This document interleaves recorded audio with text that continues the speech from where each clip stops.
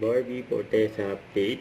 And IG story ni Barbie. And tumakbo nga si Barbie just sa UP Diliman. Kasama niya si Jana. And tumakbo si Barbie ng 10 km sa loob ng 1 hour at 25 minutes. Samantalang si Jana naman ay tumakbo ng 5 km sa loob ng almost 40 minutes. Yun, no? Fitness era ang dalawa. Ganito pa nga kagalang si Barbie. And nilaki pa nga niya si Mrs. Charo Santos. Si Boots ang Samroa. Yun, no? Iba talaga si Barbie.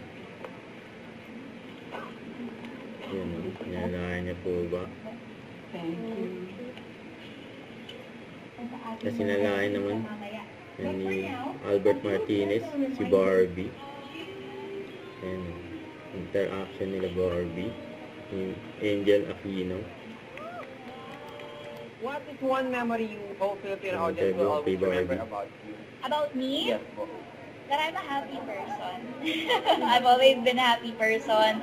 And I'm happy na I also get to share that happiness with everyone I meet, everyone I work with. I'm Barbie Fortesa and you're watching Lightheart TV. Rawr. Hi Zine! I'm Barbie Fortesa.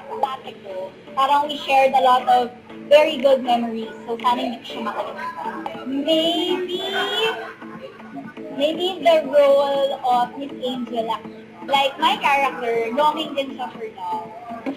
Thank you, Dean. Please watch our film Unless You Remember from February 25 in cinemas nationwide. Kasi it's really good for others and the management. It gives me very important and impactful life. And I'm just so grateful dahil inaalagaan ako ng tata ng sa'yo.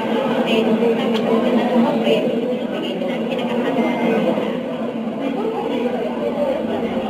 Yes, but there's Don't forget to subscribe, click the notification bell for my update. Please click share the action like. Stay tuned for more videos. See ya.